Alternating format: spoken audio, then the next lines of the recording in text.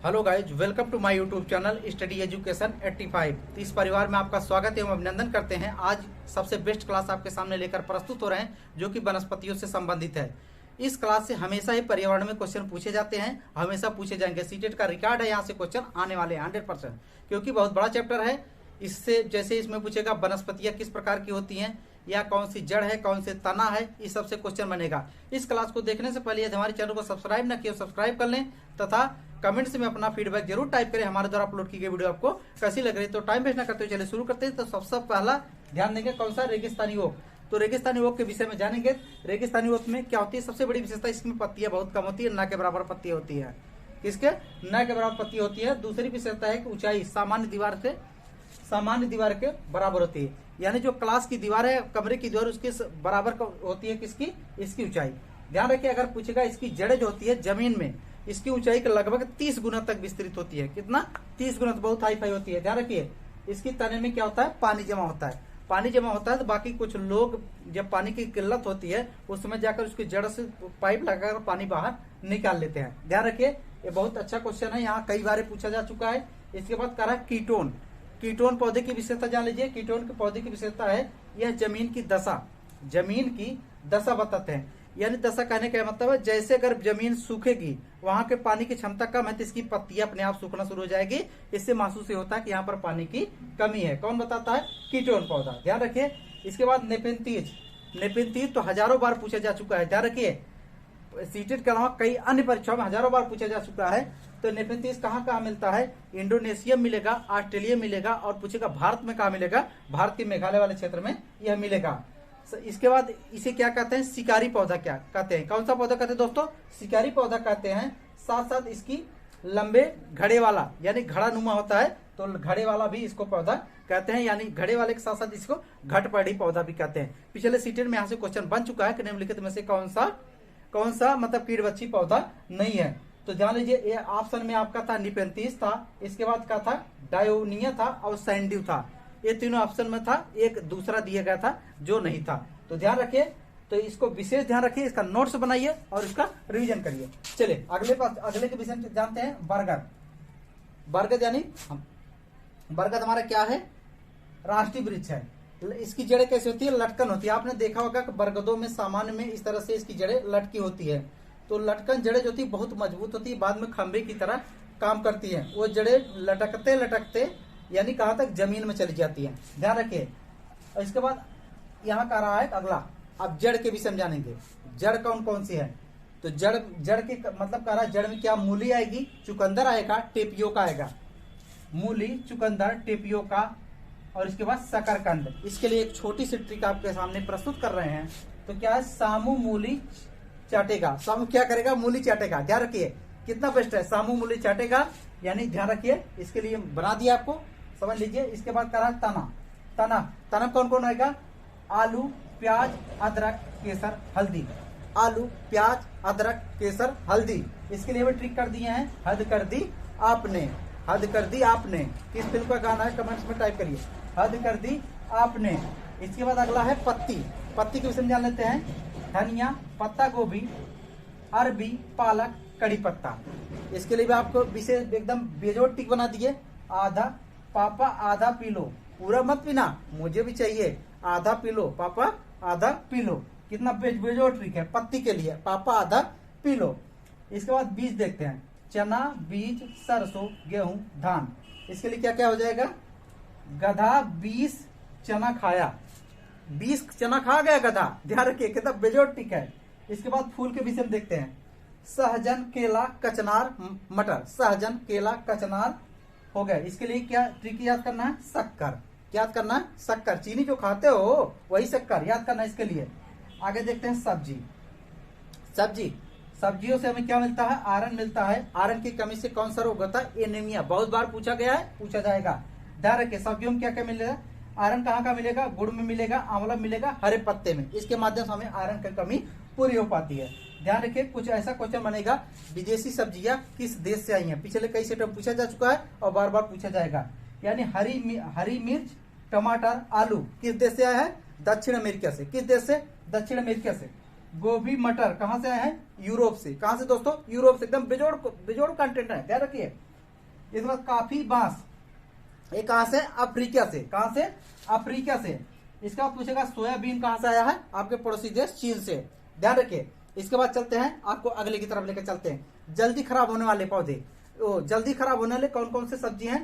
पालक, केला, गोभी, टमाटर, खीरा, अंगूर और बैगन। ये जल्दी खराब है, आप फ्रिज में रख दीजिए, सड़ जाएंगे। ये सर्वाइव नहीं करते ज्यादा मौसम, क्योंकि सबसे जल्दी भले खराब होते हैं लेकिन सबसे ज्यादा हमारे शरीर के लिए, पोषक तत्व के लिए लाभदायक भी होते हैं। ध्यान रखिए, देर से खराब होने वाली सब्जी में देख लेते हैं।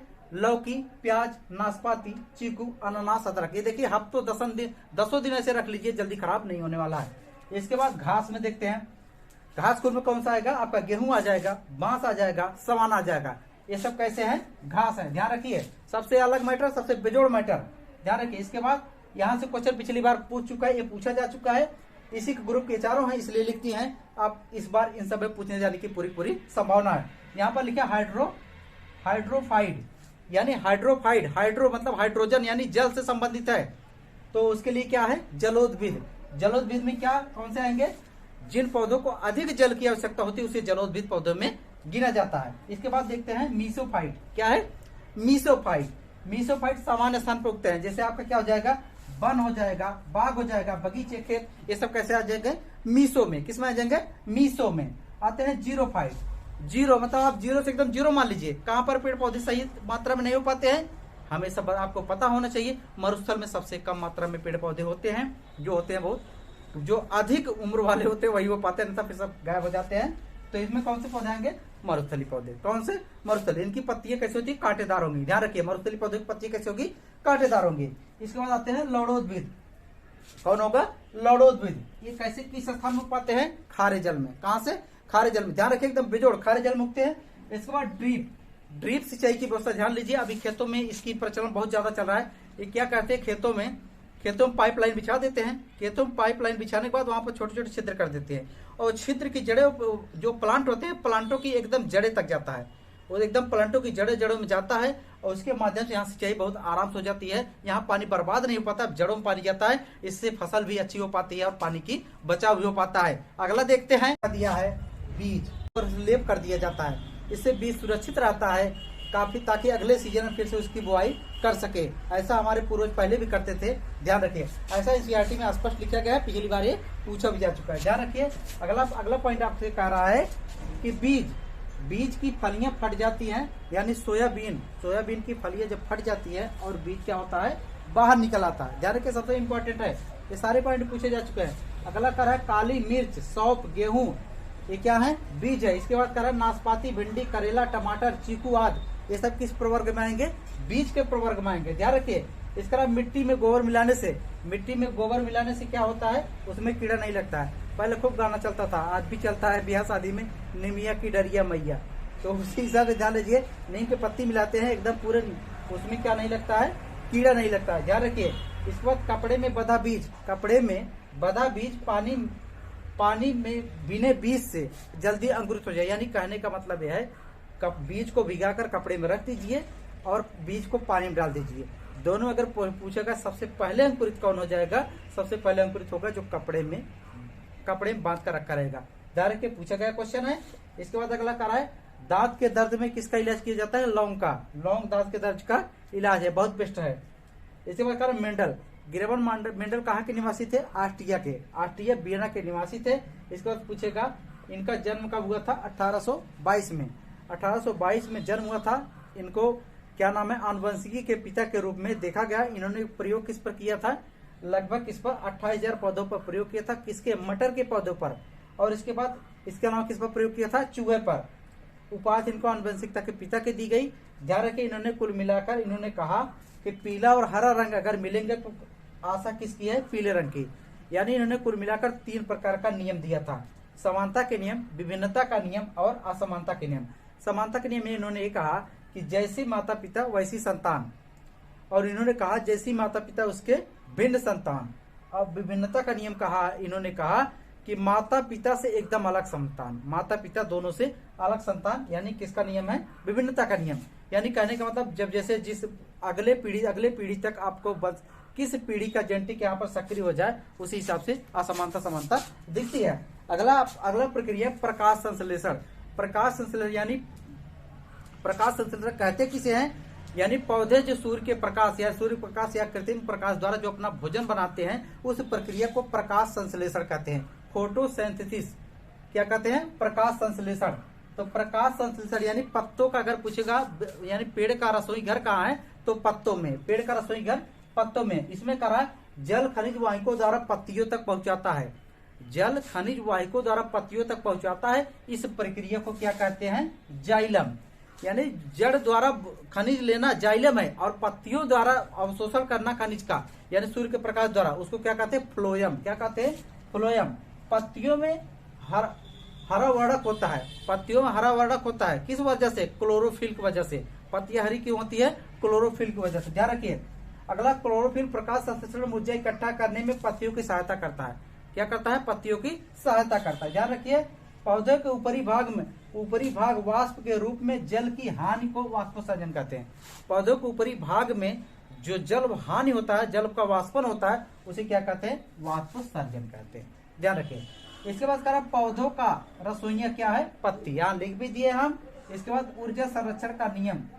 ऊर्जा संरक्षण का नियम यानी ऊर्जा का 10% नियम किसने दिया है? लिंडेमान ने। लिंडेमान का मानना होता है कि 10% ऊर्जा बचती है, बाकी ऊर्जा जैसी है उसी में चली जाती है। ऊर्जा को न नष्ट किया जा सकता है, न ही उत्पन्न किया जा सकता है। ध्यान रखिए। सिर्फ एक माध्यम से दूसरे माध्यम में बदला जा सकता है। तुलसी के विषय में क्या प्रश्न पूछा था? तुलसी की जड़ों में जो नाइट्रोजन क्या करा? तुलसी की जड़ों में नाइट्रोजन जोड़ने वाली बैक्टीरिया की ग्रंथि नहीं पाई जाती है। यानी दलहनों फसलों में जो ग्रंथियां पाई जाती है नाइट्रोजन जोड़ने वाली बैक्टीरिया की, वो तुलसी में नहीं मिलती है। ध्यान रखिए, बहुत इंपॉर्टेंट है। इसके बाद सरसों को हम साग के रूप में प्रयोग करते हैं, तेल के रूप में प्रयोग करते हैं, तथा सब्जी के रूप में सरसों का हम प्रयोग करते हैं। ध्यान रखिए।